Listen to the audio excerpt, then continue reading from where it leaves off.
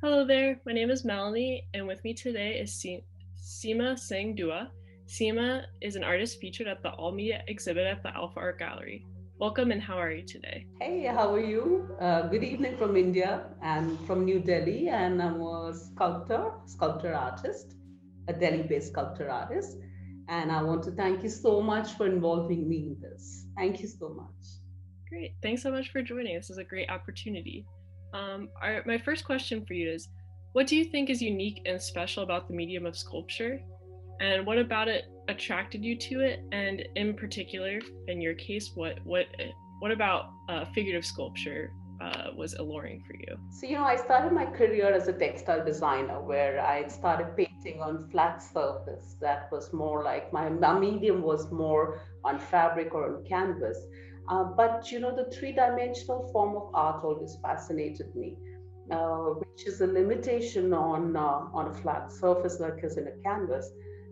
So I went towards sculpture as a medium of expressing myself primarily because I felt it was more interactive. And the three-dimensional part of it makes you kind of, whether it's a freestanding sculpture or if it's a mural in a relief form, there is so much of depth and so much more interaction, which fascinated me. And also, I must say that I was a little biased towards how it starts. I love the feel of clay. That's how I make my initial artwork. The clay, I feel, is such a meditation. It's such a joy. It's such a joy to feel. So I think clay kind of was majorly instrumental in my moving towards the 3D form or the sculpture form. Whereas particularly figurative art, I've always felt that beauty is not just the predefined. This is what prettiness is. This is how pretty one is, and I think it's a myth. I think each person has such an individual characteristics. It's just so charming, and I catch myself looking at people. There's so much of beauty in everybody, whether it's the eyes or the nose, or it's just the way you hold yourself, it's your hair. It's just not the tried and tested, the myth that okay, this is beautiful, this is not. So I think it's probably the fascination of people, of faces, which gets me into trouble. I must tell you that because very often I just catch myself looking at someone and just looking at someone, and you say, oh my God, what am I doing? Just it's to see how far the eyes are set or how pretty the nose line is or how distinct the jawline is. So I may be looking at it from a artist perspective, but I know it can put someone in an awkward position and myself too. So, but yeah, it fascinates me.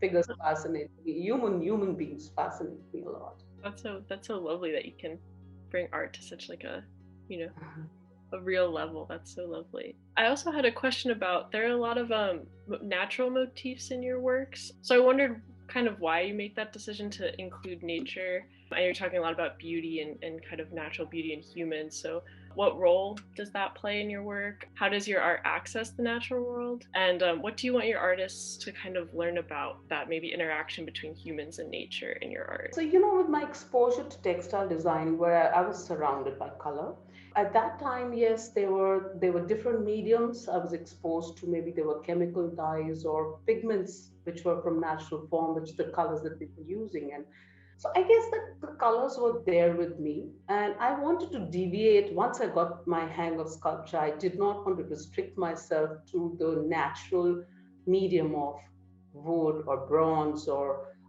like a brass or an aluminium. I wanted to deviate from the tried and tested natural look of the material that I was using. There was a lot of experiment that happened. I wanted to add colors to it. I initially practiced with different colors in patina, but then I realized that, why not? Like, why not experiment with colors? And a lot of experiment went into it. A lot of bad samples and damaging works. But then I think I'm glad that I held on to it and I was stubborn. And so then a lot of colors started coming up. I did not just restrict myself to doing it on fiber. I started doing it on metal also. And maybe what I feel is that subconsciously, I'm trying to engage my viewers in what my dream is. And my dream probably at the moment is to have a little house in the hills, have a picture window, just looking at the green, just getting up and, just a relaxed life pace, just to slow down and strike a work life balance where working and working. Where you're just sitting to enjoy what actually nature has to offer you. Just getting up to a sunrise or just enjoying the birds, just the chirping, just the flowers, just the colors, just the joy of being alive. So I think subconsciously I'm trying to engage my viewers to the nature or the part of so even if it's a face or if it's a head which is just reclining on the hand, it's painted like it's like there's one work which I've titled In the Lap of Nature. So it's just that, like, I don't know why, but I think it's maybe subconsciously because that's what I really want to do at the end. That's where the nature and the sculpture combination is coming in. That's such a great connection. I also really liked. I think I noticed that you have a lot of butterflies in your pieces, and for me, I always thought, or when I think about sculpture, I'm like, oh, that's like something that's maintaining some of its aspects but then changing, and that's I like, and sculpture is just like a manipulation of like some sort of material as well. So I kind of like that. I was like, huh, like that's such an interesting little motif, sculpture, and then like a caterpillar becoming a butterfly, or like something becoming something else. I totally agree with you that metamorphosis, when you feel that nothing is going to happen and it's all over, and then there's that slow drying of the wings. That's so much more life has to offer. You just have to be perseverant and wait for your turn to come. Like, completely agree with you where the metamorphosis is concerned. I have a butterfly right at the back. Oh, there you go. Okay, I didn't even notice that. That's perfect. Bias there. Oh, that's so pretty. Oh, that's nice. Yeah, no, I like that theme of metamorphosis. It's a fun word. And then also, I noticed another motif, and I wondered if you attached any significance. I noticed some of your figures were reading books. There were a couple figures reading books. So I wondered, why did you choose to capture that kind of particular moment for your subjects? I'm really fond of reading books, and I don't want to sound cliche or say, oh, I read philosophical and spiritual books. No, I can read a lot of books. It can be just fictional, romance. It can be anything. It could be just a fast, quick read, but I'm fond of reading. I think what is particularly what draws me to a book rather than a Kindle is just the flip of a page, that little dog mark that you make, that smell of ink, that blur print, that little bookmark. I think the charm of holding a book is so fascinating, and probably the reason why a lot of my works, came up with books or a reader, just for the joy of reading. What fascinates me about reading is that you may be stationary, but it's like a travel. You're weaving in and out of a plot. You're a part of a drama. It's so fascinating. Sometimes when the books are so gripping that you feel that you're actually there, even if you're not there, you're just so there. So I really love to read books, and I think I would love it if people would read more books. That's probably my little way of edging someone on.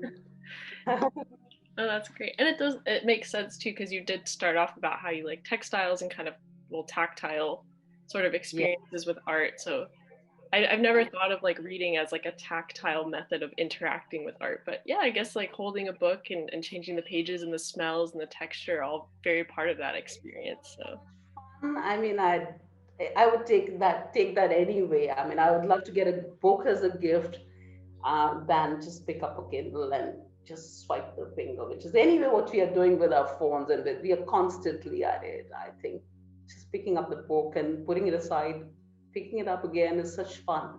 Yeah. A lot of my works are life-size reader series, in fact, came up because of this. And I was fortunate that two of my works in the reader series got selected at a national level here in India. Oh wow, congrats. I got an award for one of them. Oh wow. So I'm so glad people connected with it, because maybe, I feel sometimes we're just so running around chasing work Mm. that the moment to sit and just enjoy the book is kind of lost. I think, I mean, I'm doing it less. I would love to do it, so maybe that's the reason it's up more often in my works. Sure. Oh, that's lovely. Yeah, and congratulations on your awards. I did read that while we were doing our catalog notes. So that's Thank you so much. Thank you. such an Thank honor. you. So I have two more questions. One is, when you're looking at your pieces, when I was looking at your pieces, noticed that there were kind of distinct layers. Like I sort of noticed a general outer layer, a general inner layer, that sometimes are kind of, I guess, contradictory in some ways. For example, sculptures themselves are man-made and tangible representations, while nature is obviously very natural and sort of transitory and ephemeral. So why do you choose to play with these different levels, and what do you kind of learn about the conversation between the two of them? So that's an interesting question, and in fact, it makes me dwell and think about it a little. Also, why did I do it? There are some things I feel maybe that I want more permanent, like more permanent than the seasons.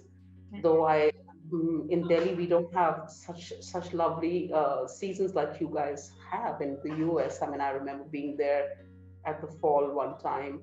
The Mm. colors were so spectacular. I mean, you have very distinct seasons here in India. We don't have so much, and I realized that the change was constant.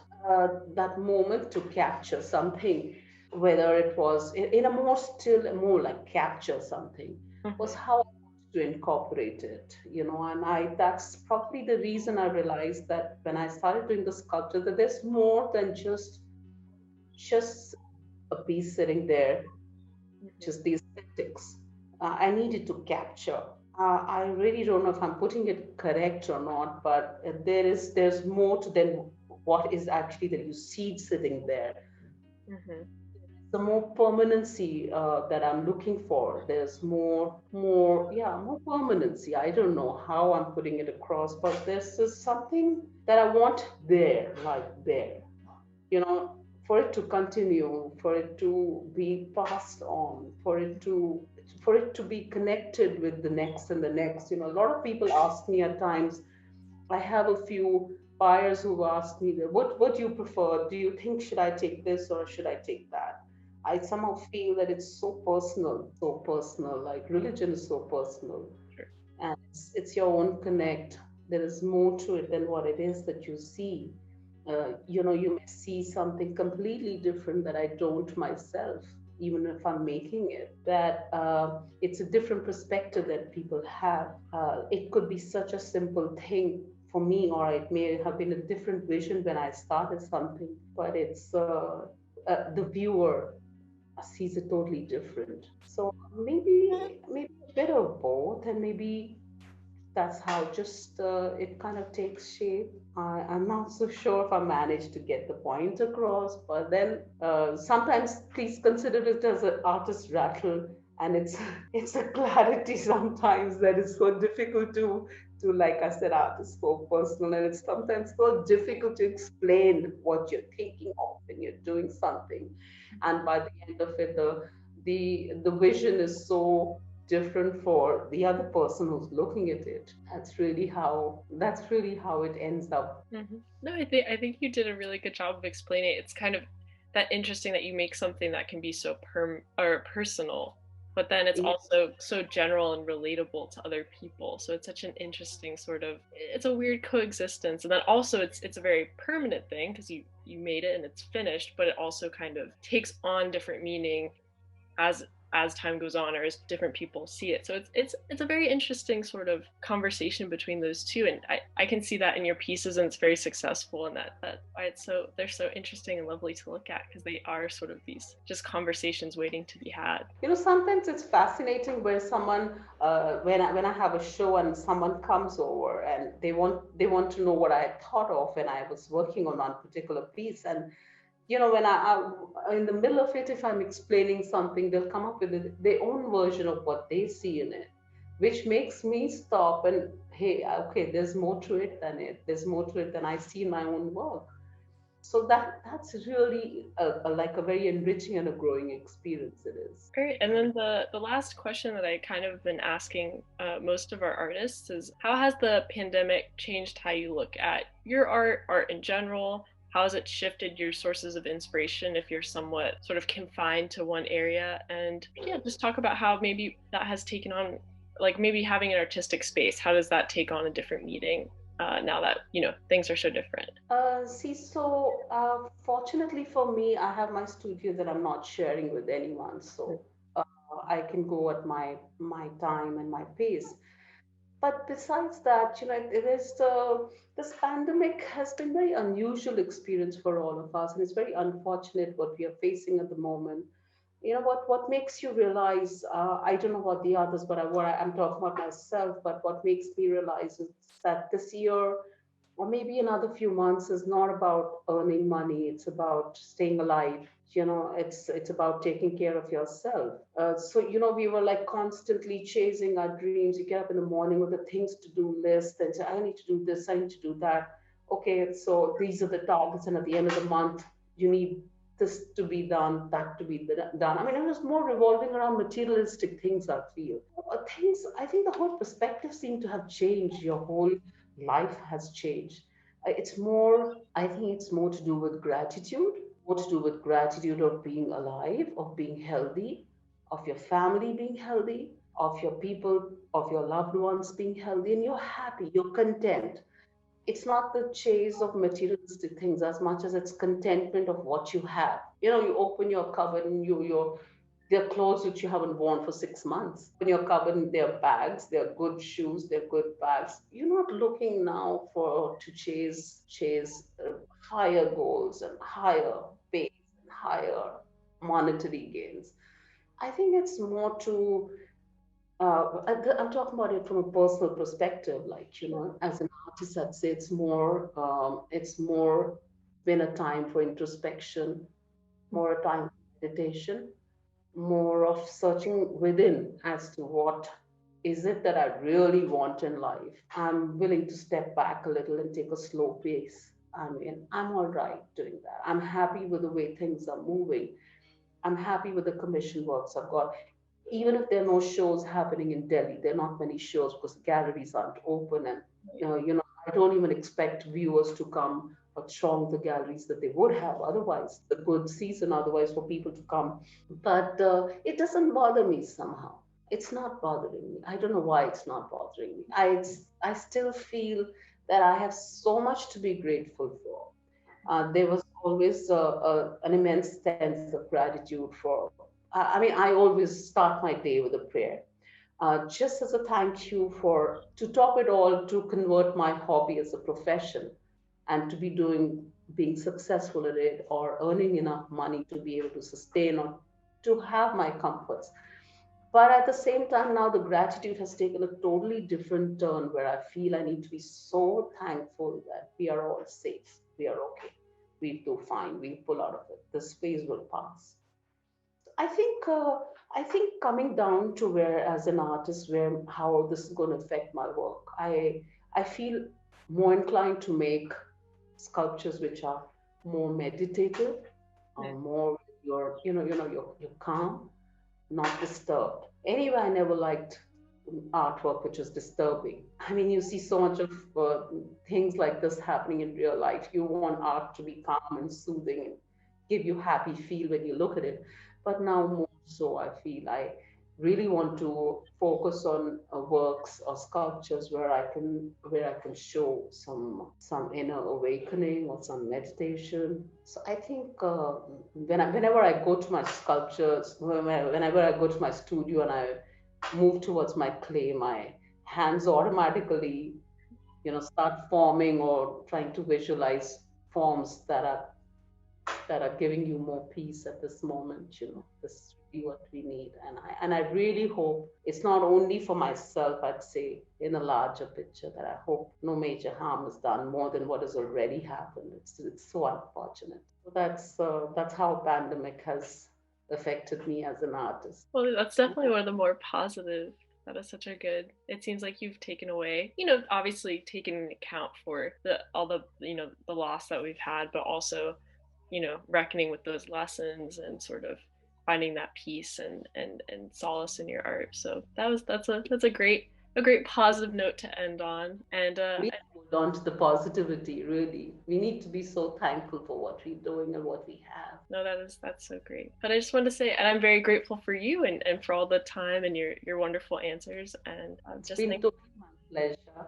okay, It's been great. my pleasure. I wish things were different and circumstances were different. I would not have missed the show, missed the opening. I would have probably just packed my bags and come to the US to I've been to New Jersey, and this side, yes, I've traveled extensively. I would have, no wild horses would have kept me away from there had the situation been different. But maybe end of the show, Jan, if things are better, I may just come Oh, and I would see you personally. fingers crossed. That would be great. Fingers crossed.